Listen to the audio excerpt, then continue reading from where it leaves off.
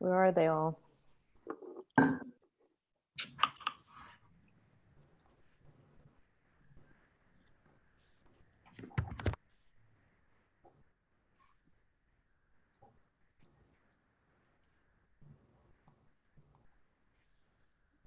Hello. There they are. Yeah, they're Good There. afternoon, everybody. Hello, everybody. Oh, this is so exciting. We have a big group today. And you all have to eat lunch, and many of you like to watch television, or you all like television and have to eat lunch. Either way, we're really glad you're here. We're going to get right to it. It's a crazy time. We're a week away from the election, and we thought everybody needed something to cheer them. And so we at Design Observer reached out to one of our cooperative members, Brandon Laurie, who's got an interesting life as a television designer. And before you knew it, we had this great group of guests that he's invited. So I'm going to introduce Brandon. Brandon's going to introduce his guests. Betsy Vardell, our producer, is going to open up the chat. We'd like to know where you're from. We'd love to know your favorite TV show or maybe what you're eating for lunch. Let's start with Brandon. Brandon is based in New York, although he hails from Pittsburgh. He's a designer and creative director in the entertainment industry.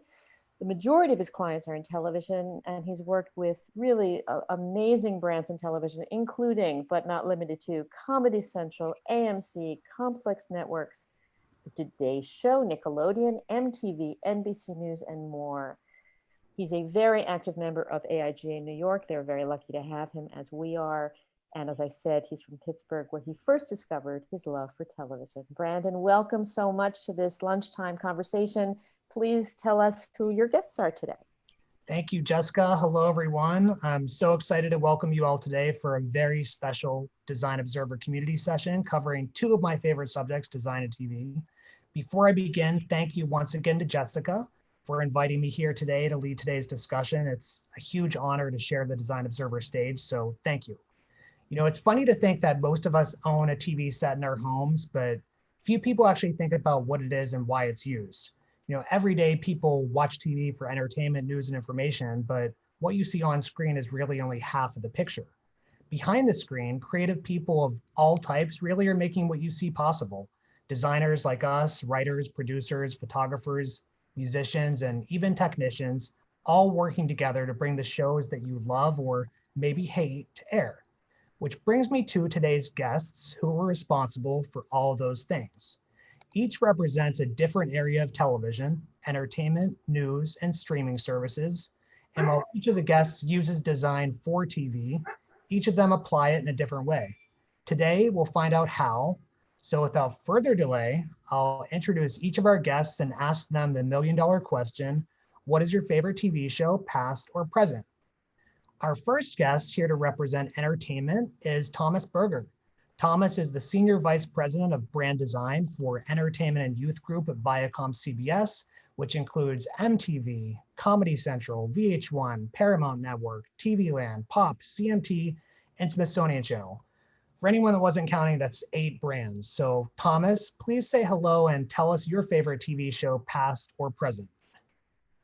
Hey, how you doing? That's exhausting just hearing you say that, Brandon.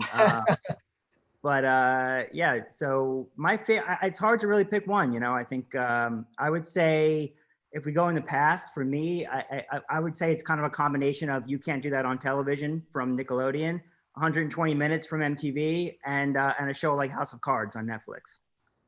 I love it. That's a great combination. I'd say House of Cards is definitely one of my favorites as well. And then too, all those classic MTV shows that we kind of grew up on. Team TRL right here.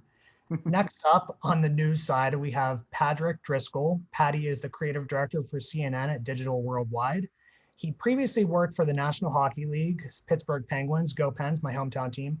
Patty's experience includes both agency and freelance work for brands like Time Warner Cable, Goya Foods, Scholastic, and the Australian Rules Football Club, the Carlton Blues. So welcome, Patty. Please say hello and tell us your favorite TV show, past or present. Hey, everybody. I'm probably going to date myself. And the show itself is a little dated, but I found that HBO's The Wire, I find, was the most amazing television experience I've ever had. That's awesome. A great main title as well. Good choice. Yes. And on the streaming services front, we have Catalina Rodriguez. Catalina is the senior motion designer at Disney Plus. She's worked in the broadcast industry for 8 years, graduating from the School of Visual Arts in New York City. Some of her previous TV clients include Comedy Central, VH1, BET, iHeartRadio, BBC America, A&E Networks, the Travel Channel, and many, many more. Catalina, please say hello and tell us your favorite TV show, past or present. Hi guys. I don't know if everyone can hear me. I have a bit of a squeaky voice. It's great to be here. Favorite show currently at the moment, I've been watching Eli Roth's History of Horror on AMC. It's kind of documentary style, but it goes over like different horror genres and from back in the day till now. And I love documentary style and horror movies, so it's a good marriage of the two. But that's kind of what I've been onto nowadays. That's another. And in spirit of Halloween. Totally, in the spirit of Halloween, that's a good choice. I started it and didn't finish it, like so many of the shows today. But if I had to choose also my favorite show, I'm feeling kind of nostalgic lately, so I'd say The Golden Girls. I love The Golden Girls. I've been like, binging all these old TV shows, so it's really great. It's a great show. We can't judge. Anyway, now that we know who we are, what we do, and where we work, I'd love to kind of get to know our audience a bit more. So everyone who's joining us today, please don't be shy. Tell us who you are and where you work in the chat, and let's make this as fun and informative and interactive as possible. And please tell us your favorite TV show too. So since this is a talk about TV and design, and each of us works in the field, I'd like to kind of start off by talking about how watching TV in our early lives maybe inspired us to kind of pursue a career in television, a design career. So I'll start off with this one, then pass it on to each of our guests and ask the same. So for me, early on, I kind of learned how watching TV can, plain and simple, just unite people. I don't know about you guys, but when I was growing up, my parents were constantly fighting, constantly at odds. But when we watched TV, they miraculously kind of just put their differences aside. It was the simple joy of just watching TV together that made everybody put away, all the differences aside. So together, we at least seemed like a nice, normal family. My mom and I, we watched her favorite soap opera, The Guiding Light. Jessica, I think you have background on that show. My dad and I used to watch Sunday Night Football together, watching our favorite team, the Pittsburgh Steelers. So TV time was, in a weird way, our sort of family time. So I kind of want to ask the same question to our guests. In your early days, how did watching TV maybe impact your life or perhaps inspire you to possibly play a part in kind of your creative journey to working in TV today? So we can start with Thomas, then Patty, then Catalina, maybe. Yeah, sure. Look, this is probably going to sound like a company man answer, but MTV was such a big part of my growing up. It was basically the next step after Sesame Street for me as a kid. I have very young parents, and they were in their early 20s when I was old enough to really consume television, and MTV was kind of omnipresent in my house. So, me and my sister would always, we knew every word to Come On Eileen. We would, we would dance to all the videos. And then when Michael Jackson, showed up on the scene with Thriller, it was like, that changed everything. I knew I wanted to either be a pop star or a special effects makeup artist. Had such an impact on me growing up, and that that marriage and that romanticism of video and audio is something that stuck with me ever since. So MTV really kind of, I grew up on it, and it was something I always wanted to be part of. It's so cool to hear. I mean, everybody, no matter how old you are, where you're from, everyone sort of has their own version of MTV. Like my version is different from your version. That's what makes like the brands so everlasting and kind of fascinating. Patty, what about you? Yeah. So when I was really, really young, it was a lot of Mr. Rogers, so a little Pittsburgh connection. And also like shows like Sesame Street. It was like that, learning those and reinforcing those values of kindness and understanding with others. And then growing up, a lot of it was building kind of like, I was kind of like watching the news with my parents, which is kind of weird and makes sense now in hindsight, but in kind of building that global perspective. And a lot of that was like the Persian Gulf War, things like, O.J. Simpson, the Oklahoma City or Columbine and things like that. So there's a lot of just like the complexity and the tragedy of the human condition. There's a lot of interesting things that were kind of like planting those seeds from a young age. And to kind of echo Thomas, MTV, like TRL was a big thing. Being able to see music videos of, you know, bands like Radiohead and Nine Inch Nails and all this stuff of like totally change what was possible creatively, of mixed media and cameras and visual effects and lighting, and like all on the surface of, you know, a story, a feeling, and that it could all be cool, and like what that could all be was totally transformative. Completely. I 100% agree. We could all go on about our favorite kind of music video made an influence on us. I remember when I was in middle school or high school, the show, and this kind of came later, but making the video was like, it took you behind the scenes on making the video. And it was just the most amazing thing to watch. Catalina, what about you? How did TV play a part in your early days? I would definitely say it was a lot more of an escape and kind of like a world without rules, right? So you can just, you know, go on and watch something that clicks completely over the top, like kung fu movies that are, you know, the guys like going over like this insane amount, like bridge and fighting and that kind of thing. So it was definitely an escape, but also visually and conceptually like a world, you know, without rules that you can just make and create. And you know, growing up, you know, I didn't play a lot outside. You know, my neighborhood wasn't the safest, so TV was definitely that kind of escape to, you know, go either, you know, watch Rocko's Modern Life or Ren and Stimpy with this, you know, crazy animation, or watch Blade, or, you know, going into different worlds, I think was really good and informative, but also from a creative sense, like seeing the possibilities of what could be done and, you know, what can be done. Completely. And I feel like we in a way like have kind of come full circle, you know, watching TV as viewers, now working in it as designers, especially you now at Disney. So who would have known? So great stuff, great stuff. And just a reminder for our audience out there, please feel free to tell us in the chat how TV maybe inspired you. Is there a show or a main title or an actor or actress or maybe director that influenced you? Definitely let us know. You know, hearing kind of all these stories about when we grew up and all these anecdotes like we just shared, it sounds like they happened a century ago. And today, things that happened like 6 months ago feel like a whole other lifetime. So let's just fast forward to now. It's 2020. Over 200,000 people in the US have died from COVID-19. Economically, there's a lot of people out of work right now. Businesses have been shut down. Industries, including our own, have been really disrupted. And if that isn't enough, police brutality and racism has kind of been cut on camera once again and is playing on our TVs nearly every day. So I want to talk about how the brands you work for have used design to address these issues on TV. You know, whether it's MTV, who's always at the forefront of these social issues like AIDS on The Real World. I remember Pedro on Real World San Francisco growing up, the Rock the Vote campaigns that are so iconic. CNN, a major news brand, always at the forefront of this stuff. And Disney Plus, you might not think Disney Plus, you know, is covering this kind of stuff, but they don't have the kind of megaphone that a traditional cable TV channel would have.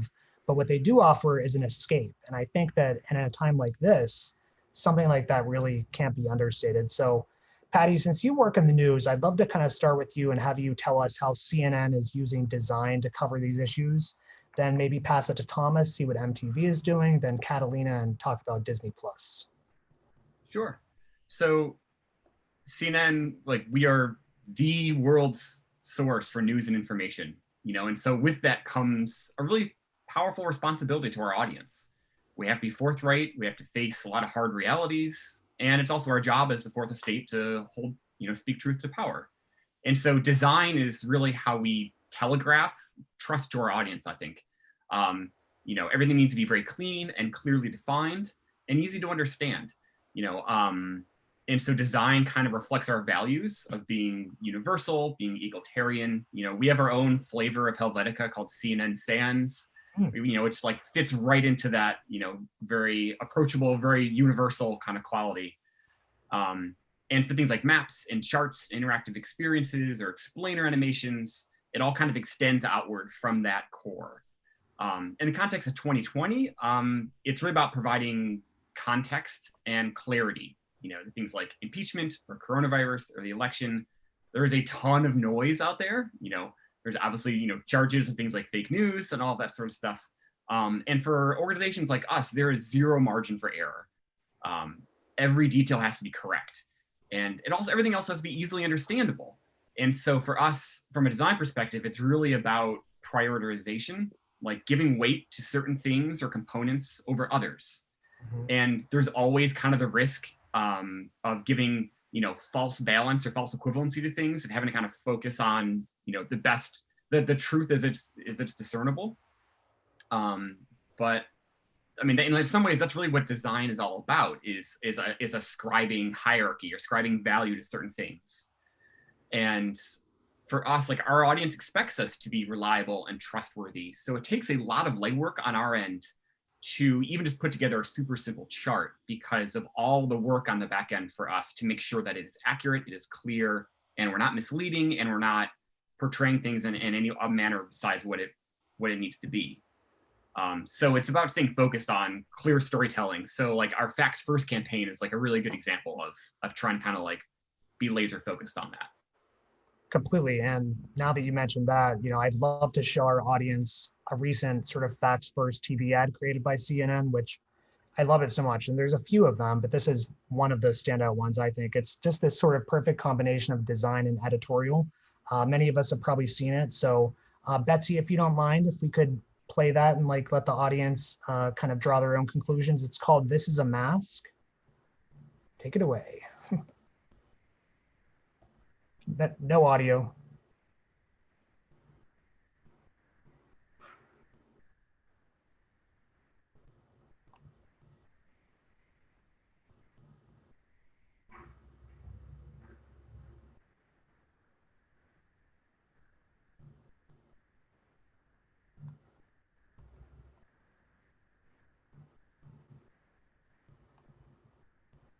It's even better with audio. No one heard audio with that, right? No, but that's, No. Maybe Betsy, if you're unmuted, maybe might that have part of it?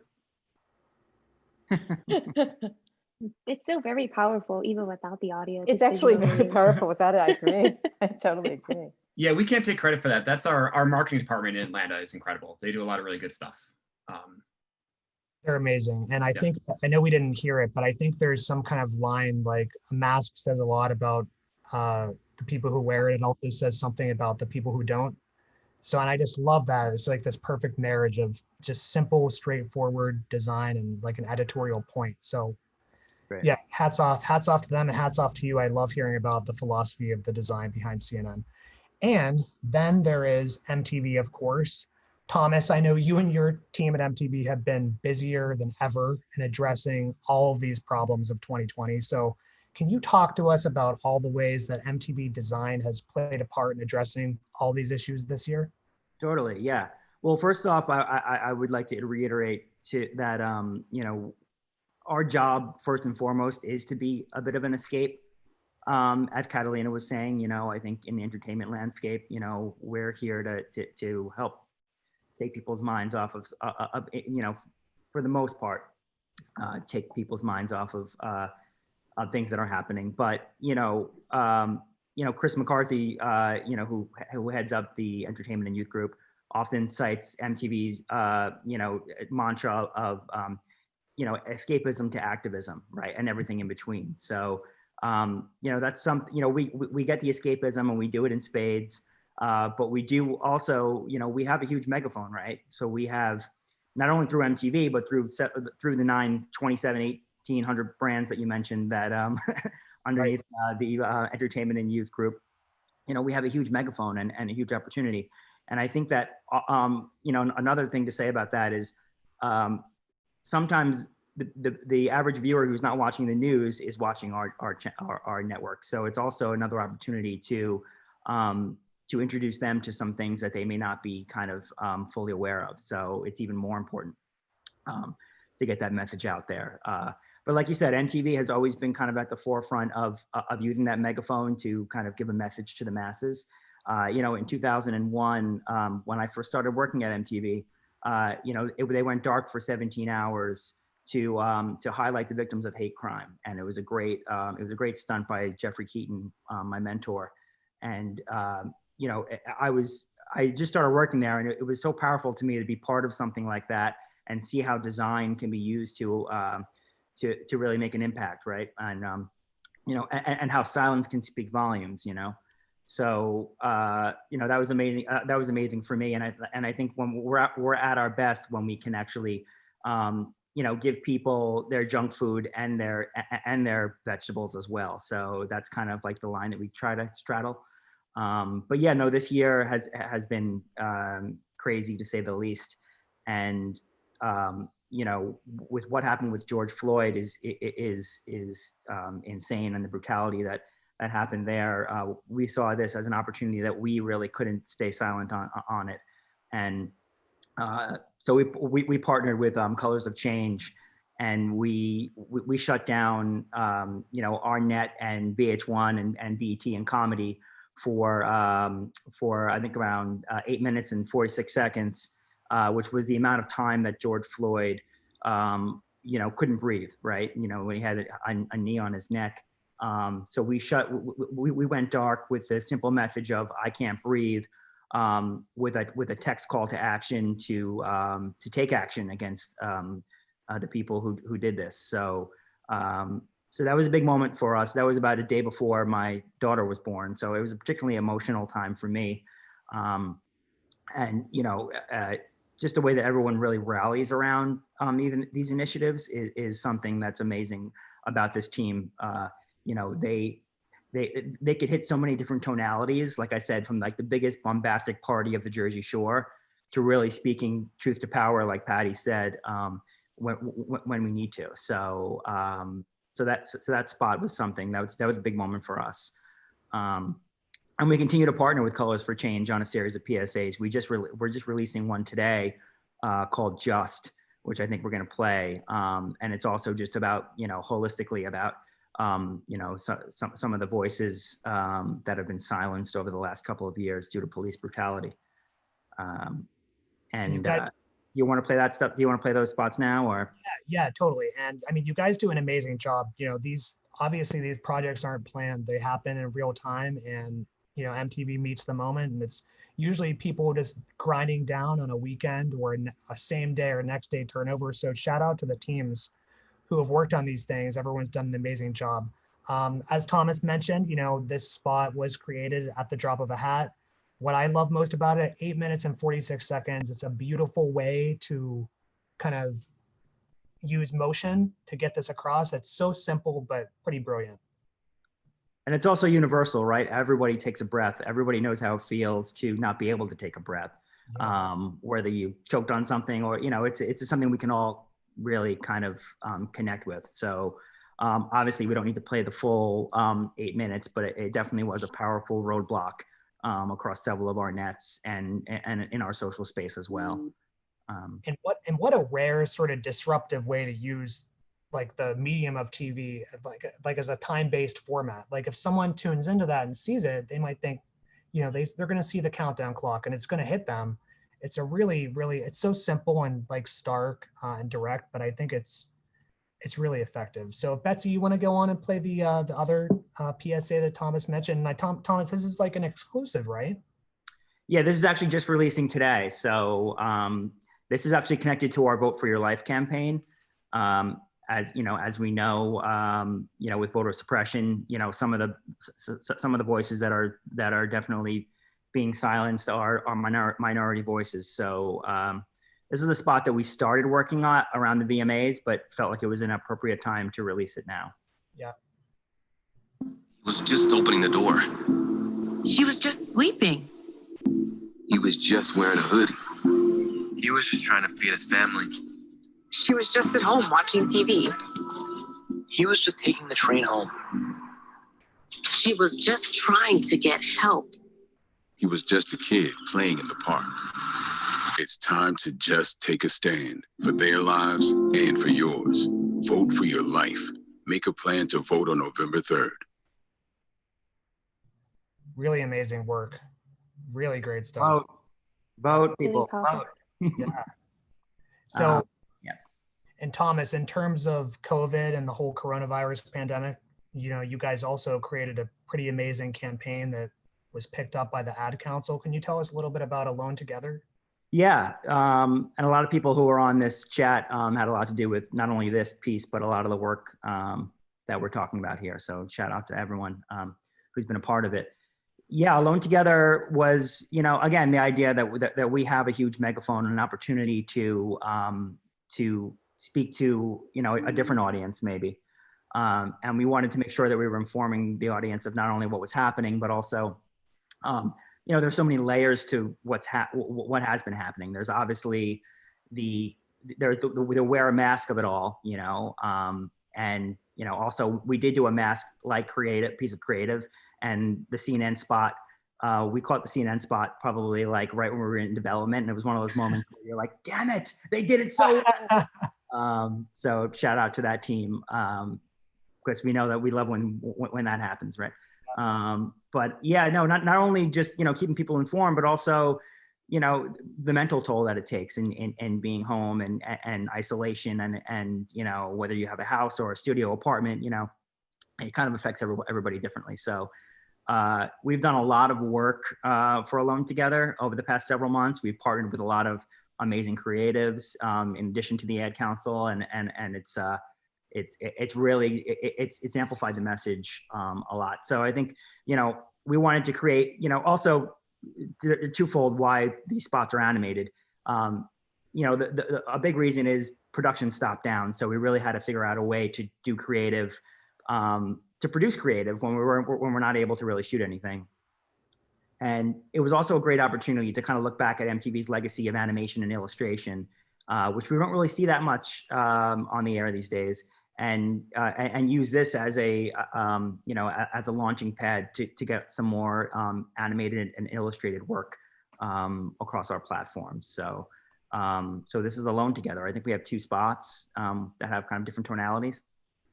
Yeah, Betsy. I mean, Thomas kind of set it up beautifully there. If you could just give them a play.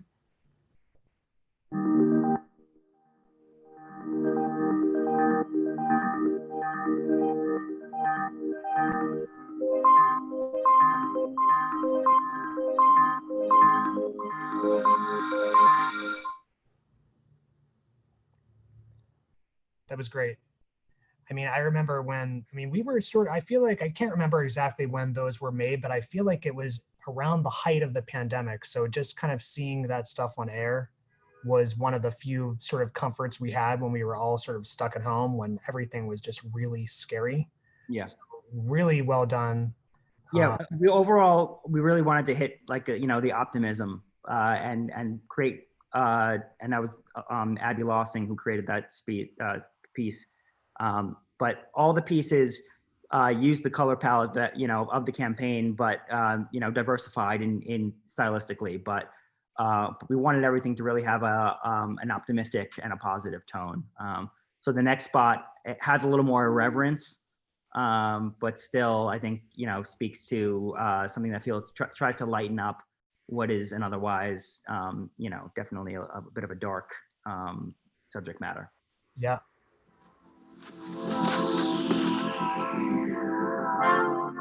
We hear it, but we don't see it.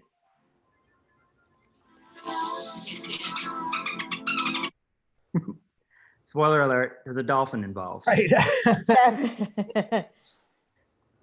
Oh, sorry. There we go.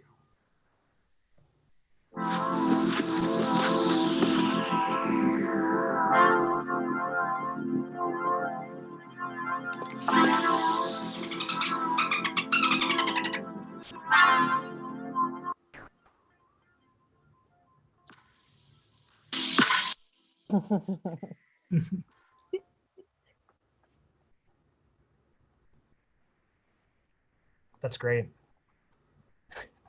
These are awesome. Thomas, and the size of the teams on these sort of little great pieces of animation, are they small? Yes, they are small. I think, it's a combination of work that's done in-house and partnering with some great creatives. We've been blessed with people really wanting to be involved with Alone Together. So that last one was conceived by Pablo Delcan, who does a lot of amazing work for the New York Times and others. You know, it's about finding the right partners in addition to doing the work in-house. You know, that's kind of the balance that we definitely strike. But yes, the long answer is it is maybe about 2 or 3 people on our side that really kind of, you know, see these things through. A few of them are on this chat. Hi, Tim. Yeah, shout out to everybody that's worked on all this amazing work. It's, you know, a testament to the team of MTV and all the other people too that kind of jump in on the side from Comedy Central, VH1. So everyone, really well done. Catalina, this question, it kind of applies a little differently in your case, since Disney Plus isn't really a traditional TV channel, but it's a streaming service. And you're part of this sort of brand new design team that they have. What I find most interesting is I believe you started with Disney shortly before the pandemic. So this is kind of a question that everybody is thinking, like, what is it like to start a job during or right before a pandemic? So can you kind of tell us about that? What is it like to start a new job at Disney right before a global pandemic?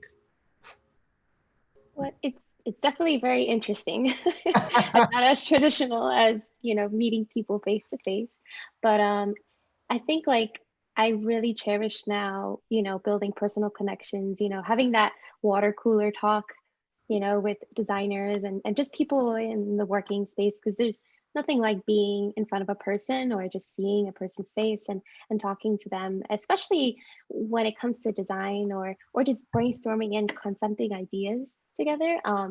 I try not to go on Slack as much and write down a whole paragraph of, hey, let's try this. I try to do more like in video calls. So it definitely was pretty interesting to start a new job like during a pandemic and, you know, not being able to have like that first, you know, party and getting to know the team members individually. So we did a lot of one-on-ones with each other, just to get to know each other better. But I think designers in general, and including myself, can be very shy individuals already off the bat. So when you pair that with a pandemic and everyone wanting to kind of be in their own bubble, it can become a little challenging. But I think we've done a great job in, you know, having more one-on-ones, doing more video chats, as if we're in the same room together and, you know, talking to each other more. And I also feel like in terms of working together and file sharing, that could also be another issue that we're like, at any studio as well can have like, probably has the same issue where we're working on these massive projects, you know, and some of us may not have the best internet connection or, you know, not be able to send something quickly or have someone else jump on a project super fast. So, and I think that's all across the board, you know, like, I don't know about you guys, but my Mac is super old and I'm looking to get upgraded to a better, a PC hopefully. But, you know, just being in office and being able to have a tech service, like look into those things is really, you know, I'm really just miss that in a way. And overall though, I'm just very fortunate and I think a lot of us feel this way too, to have a career that is flexible enough to work from home, because not a lot of people have that opportunity. And we're starting to even see that now that, you know, a lot of people are suffering. And, you know, we're very fortunate to be in this industry where we are flexible to work from home. So I'm really grateful for that, especially during this time. Completely. I mean, I agree with everything you said, and the kind of work that you're doing at Disney Plus is amazing too. And if you don't mind, I'd love to kind of share the original launch trailer for Disney Plus. And Betsy, if you could cue that up, and if anyone kind of had any doubt that Disney Plus offers a sort of way out or an escape from reality, this trailer will probably convince you. You're queuing it up, Betsy? Had it queued up. Sorry. One Okay. sec. Trying to make this thing go away. I'm sorry. Keep talking for 1 second. And Disney, I just have a quick question while you're loading that. Is Disney Plus where Hamilton was? Disney Plus, right? Did Hamilton? Yes. Yeah. Yes. Recently about Hamilton. a whole new swath of the population paid attention to Disney Plus because of that. Wouldn't be ordinarily Disney watchers. Okay, everybody, let's take it from the top. There's our audio, Betsy. Hang on. I'm sorry, I'm really bad at this screen sharing thing, so it's coming. There we go. Okay, everybody, let's take it from the top.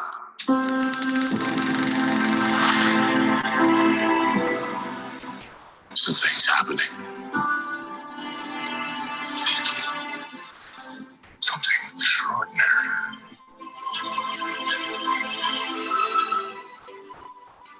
Something exciting. Something authentic and true. Everything changes now. What's next? The future. That's our specialty. Woohoo!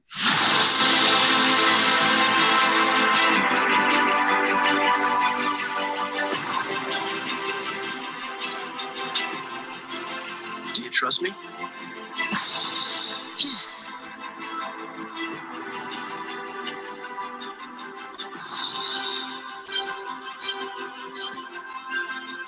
May the force be with us.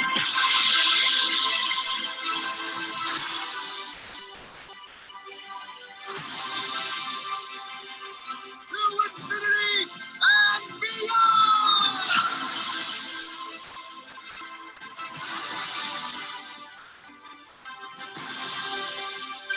It's like a dream. A wonderful dream come true.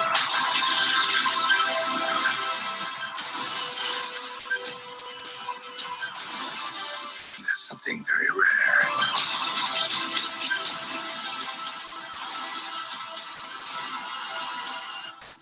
You have magic.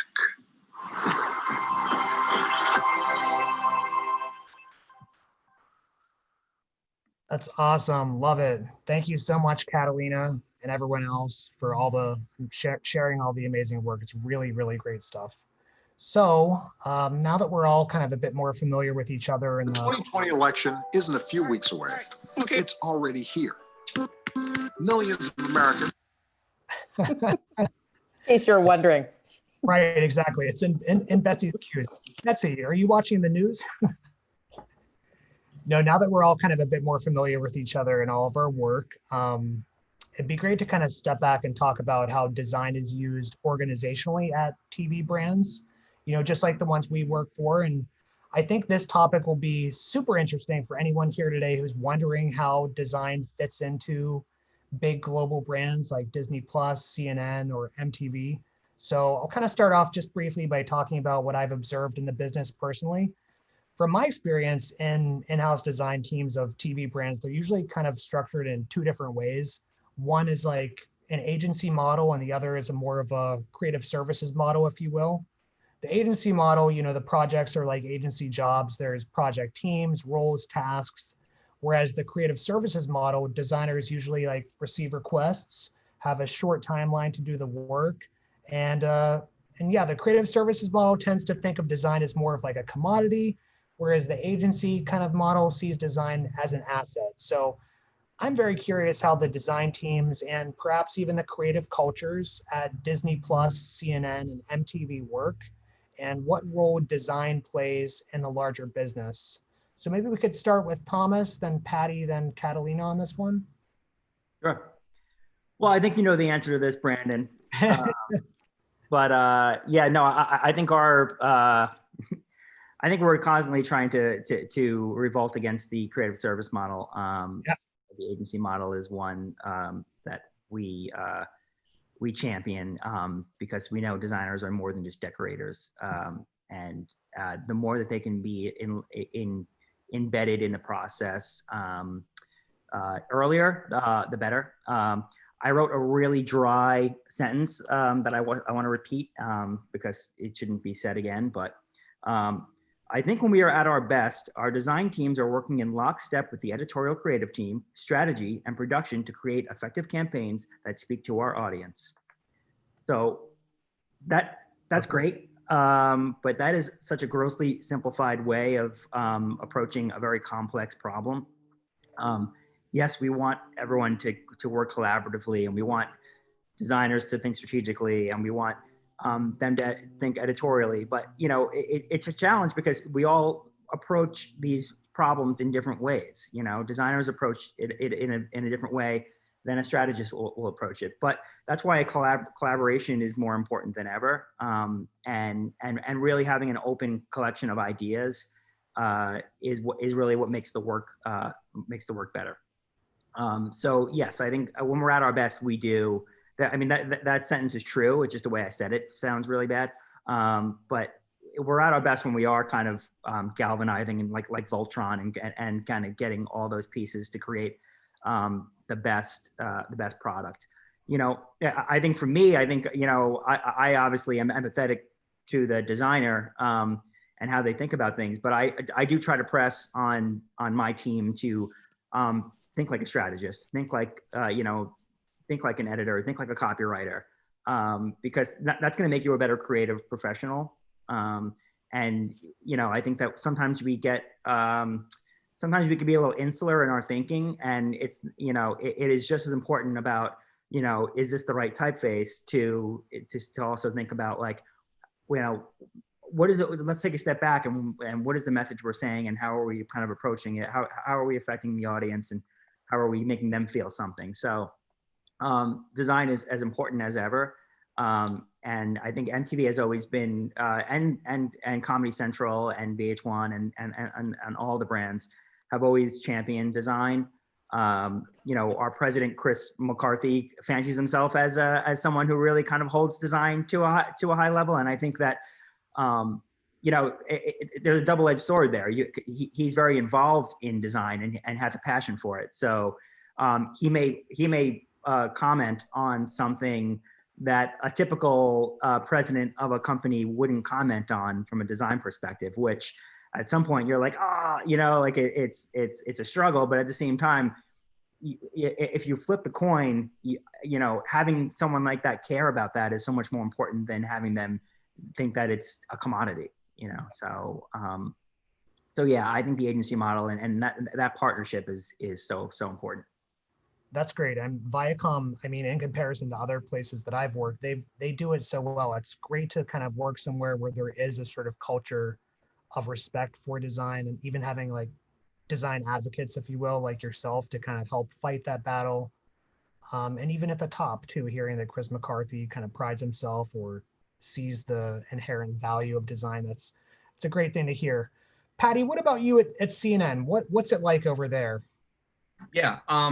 I mean, I totally hear where you're coming from, Thomas. It's a similar dance. We're trying to steer towards that agency model where we are not simply a commodity.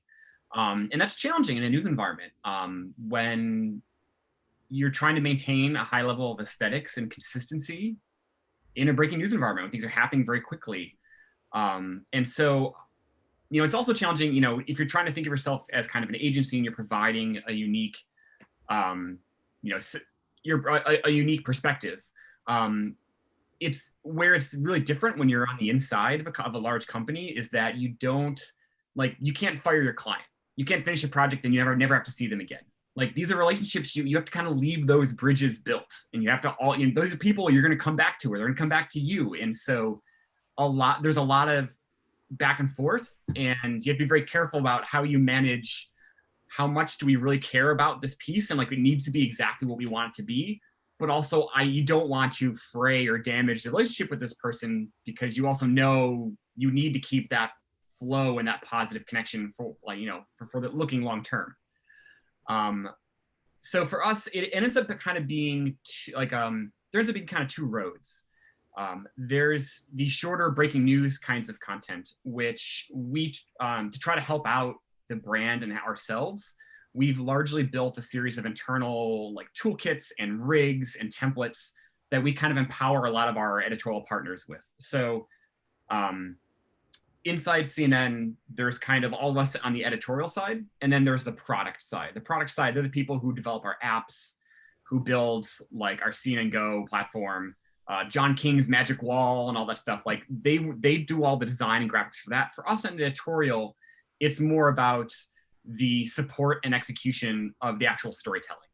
So whether it's on or off platform, so whether it's you're reading an article on CNN.com, you're watching a video on our site, you're going through an interactive on our site, or off platform places like YouTube and Twitter and Facebook, where we're doing all kinds of weird stuff, which is pretty cool. Yeah. So the challenging is also like when you're in so many different places, that can be really challenging too. And with such a big company, keeping everyone on the same page. We're part of a broader team called CNN Visuals, which has about 50 people, and we're made up of like visual journalists and interactive developers and photographers and editors and designers and animators. And it all kind of starts with like whatever the idea or news peg or whatever it is we're going for. And then we kind of pull people from our respective teams. Like, okay, we're going to do something about police violence. We're going to grab a photographer from here. We're going to grab an animator, and then we kind of go off and run from there. That's cool. It's also really challenging though, because with a huge company, how what we do aligns with what product might be doing, because a product, like for example, like the election, they have the magic wall. We have a huge infrastructure built around how they call states, how the vote totals are tabulated internally, just like how that data comes in, how it's processed, how it's output through all of our TV and digital platforms. So all that data shows up and is easy to understand and easy to read. And how TV interfaces with digital, interfaces with social and programming. And there are a ton of people and designers and developers in all of those worlds. And so it can be really challenging to kind of keep everyone focused on the same direction, to kind of keep everything like it is one clean brand. And so, I think us having that same underlying mission and a continual flow of news and initiatives kind of keep us collaborating and keep us all kind of pointed in the same direction. So I think it's pretty cool. I mean, we get to work on a lot of really cool things, and I think so as I explained, I think there's those two roads. There's the breaking news environment. The second one is the more longer term, which are these contextual pieces, these longer term storytelling. And that's where we're doing more things about explainer animations or deeper interactives, where we can go much deeper about harder to things you can't really explain with a headline or just like a looping GIF or something like that. And so that's where a lot of our more custom stuff comes into play, is fleshing out those worlds. And that's where it's much more wide open. Yeah, you guys are doing an amazing job. Years and years ago, I never really paid too much attention to CNN in terms of like a design brand that I admired or anything. But in the last several years, I don't know if something happened internally, but now I talk to like young motion designers that talk about CNN spots and stuff like that, which is different and really interesting and great to hear. So great stuff. Catalina, I'm very curious about what does design mean to Disney Plus? What is the creative culture there like now? I know things have changed obviously with COVID, but talk to us. Okay, so at Disney, we work really closely with the design teams, both on the Disney Plus side and on ESPN Plus side. And it's so fun to collaborate with everyone, especially at the very beginning of a project. So we'll, everyone from design and then copy just together in one room and coming up with different ideas and collaborating. With the design team, we pretty much go, back and forth as well in terms of, coming up with different ideas or, because maybe some ideas can translate better in animation or vice versa. It's extremely fun, and it's probably like my most favorite step is getting together and coming up with different ideas, because you never know. And I think just also having people together in one room, especially if, let's say that day you have a creative block and you just can't think of anything, and that one designer or copywriter can instantly spark your imagination with a line or a color or a shape or something. So that's pretty much kind of like how we handle it at the very beginning of any project or campaign, just getting all together in one room and brainstorming. For the most part as well, when it comes to also dealing with these bigger brands like Marvel and Lucasfilm, National Geographic, we really try to stay true to, their look and feel and what they're going for, and be more of a support system for animation. And yeah, just to provide that support wherever we can. That's great. And you and I chatted yesterday a little bit because we worked, full disclosure, we worked together before last year, somewhat briefly, but just to catch up. And I didn't know that you were working on Hulu, you were working on Discovery, you were working on ESPN. So, it's a lot of work. And as a subscriber, you guys are doing like great stuff. So we are, thank you. We're running a little short on time. These things are always sort of unpredictable as far as how time would go. Betsy and Jessica, why don't I do a couple fun lightning round questions that we had planned, and then maybe we take some questions from the audience? Perfect. Okay, cool. So great discussion so far. We wanted to kind of switch this up a little bit. This lunchtime format is a little bit of an experiment on our end.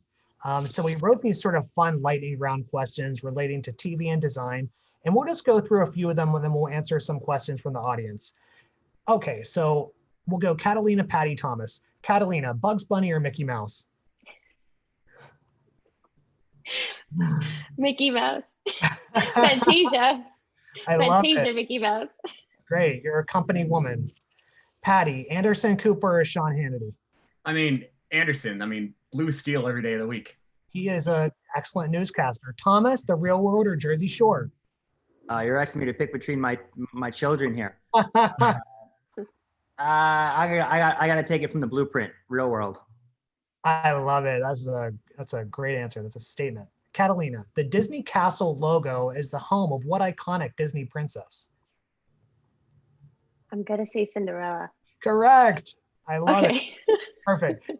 Patty, CNN founder Ted Turner created a popular animated series for kids in 1990. What is the name of that show? Wasn't the Animaniacs, was it? No, that was Spielberg. That's a good choice. I'll give you. Oh, that's right. Mullet. The guy has a mullet.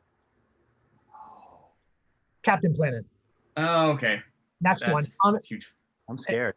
That's a hard one. Thomas, this is a good one. What two band logos are featured on Beavis and Butthead's t-shirts? Oh, AC/DC and Metallica. Dude, that's great. Thanks for the layup, Brandon. Exactly. Okay, so Betsy and Jessica, do you have maybe a question or two that we could take? I just think we need to make this a regular weekly thing, and it's like, wait, don't tell me the design edition. Like, why didn't I not think about it until you did this lightning round? It's so brilliant. No, we have 4 minutes left. Do we have any questions from the audience? Maybe. Don't be shy. You're among friends here. Yeah, no, we have a lot. Do you want me to kind of go through and pick one? Go ahead. Okay, cool. Let's see. There's so many. Katie's question from earlier, we have a vote for that? This one looks like one that we could, I'm seeing one from Katie Brady. Yeah, let's take that. Yeah, this might be applicable to everybody. She says, how are you and your teams working to include more BIPOC voices and stories with your work? Anyone who wants to start can start, but obviously that, representation in media is a thing that's important, more important than ever. And just off the top of my head, I know that all of the brands that we have here, Catalina, Patty, Thomas, we're all doing it, from the themes that I see in Disney for, Black voices to CNN and MTV. So anyone? Yeah, I'll start. It's a great question. And I think it's something that we've really looked inside of our organization in the last few months more than ever. We've always thought we've done a good job with it, but there's always more work to be done. So we created an action alliance at Viacom CBS that is basically a team of people of diverse voices who look at everything from show production storylines to even human resources issues under the lens of those underrepresented voices, and make sure that we're kind of doing our due diligence and amplifying those voices. We also started a program, I'm going to butcher the name, but it's like a young diverse directors initiative for creating content for across all of our brands. I could send a link to the news article, but yeah, no, there are a couple of things that we're definitely really trying to activate on and keep ourselves honest about, and check as we go forward to make sure it's not just something we say and then time goes by and there's not action taken. So those are a few things that we're doing to try and to hit that note. Yeah, and it's obvious to myself and all viewers and people out there. So great stuff. Patty or Catalina, do you want to take this one? Catalina, want to go? You can. Okay. Yeah, so there's two things that we're doing that are most prominent. One is that just as we have kind of like a politics team or a climate change team, we are assembling and hiring specifically for racial justice. And so that way we are bringing in people whose sole focus of storytelling are focusing on these issues. So that's one side. The other part of it is simply how we hire, how we internalize our identity as a company. We spend a lot of time looking at our composition as a company and how that reflects or does not reflect the United States. We're actually in a pretty good place in that front already, but there's always room you can improve there. And a huge thing that we're always looking at, like whenever we're hiring, again, whether it's an intern or all the way up through our design teams, are how can we bring, design is really popular with a lot of white dudes, and so it's trying to think about like, how can we try to like bring people from other, not just from different ethnic or educational backgrounds, but also like different places in the world or different schools even, because it's very easy for us, especially if we're in New York, to lean on a lot of the same institutions we went to, or we have a lot of connections. And it's harder. It takes a lot more work to kind of go out and find people. And it involves taking on a bit of risk, because you're kind of going out on a limb more of like, you're not really familiar with the programs these people are coming out of, or they went to school in a different country. And so it takes a lot. You have to be willing to kind of like get out of your comfort zone a bit. And so that's a lot of a cultural thing internally that we're trying to focus on how we hire and what it means to be a qualified position. Like, they don't need to necessarily know how to push what button where in any kind of software. We can teach that. It's more, what are the underlying skills that really matter, that are harder to teach, that we look for? And then we can train them on all the technical stuff. Exactly. No, it's great to hear that you guys, I mean, that's kind of what I would expect of CNN, but it's great to hear it kind of from you that it's happening even behind the scenes. Since we are short on time, guys, Catalina, maybe we give you, we actually wanted to tell everybody to kind of speak about collaboration and some projects that we worked on, but because this is an experiment, we kind of made this a shorter session. Catalina, we can kind of maybe give the last question to you. Were there any sort of collaborations in your time working and your career that kind of stand out as a great collaboration? This is a lot, both from like Disney Plus side, but also like freelancing in general. I would say, anytime I've ever freelanced at a studio, or in this current job as well, anytime where we're able to start campaign and all be in the room at the same time and all have ideas and talk to one another, I found that the project always went super smooth. Only because everyone felt like their voice was heard, they felt like their ideas came across, whether we, were able to build and conceptualize it further or not, it was still thrown out there in the ether. And, and also when we're collaborating as well, like, we all have roadblocks, especially now when we're home and, we're not able to do like the normal day-to-day things, and being able to, talk to one another and, have that understanding. So I can't really pinpoint an exact project, but I will say anytime we got in the room all together and brainstormed together as a collective, the projects always went smoother and bigger and more inspiring. And we all got excited and, inspired to do more and create more and look into things that we wouldn't necessarily have thought of in the beginning, and kind of feed each other with that positive energy. Yeah, no, I mean, you're spot on. And two, it's like next week, as we look toward election day, You know, we see a two-party system that refuses to collaborate. Collaboration is really important. You know, bad TV shows that have bad collaboration, bad chemistry, behind-the-scenes drama fail. And yeah, I think we are so short on time, guys, so we have to wrap up. I want to thank Thomas, Patty, and Catalina for joining us today and sharing these amazing stories. Thank you all for this super amazing. Thank you. You did so great. You did great, Brandon. Oh, Brandon, boy. Lori, thank you so much. I don't know what happened to my camera. My camera just went out, but I'm still here. You did great. Thank you, everybody. Thomas, Brandon, Porrick, Betsy Vardell, our producer. Thank you all for coming. We're going to do this again. And so don't be strangers and don't forget to vote. Thank you, guys. Conversation continues. Yes. Thanks, everybody. Thanks. Bye.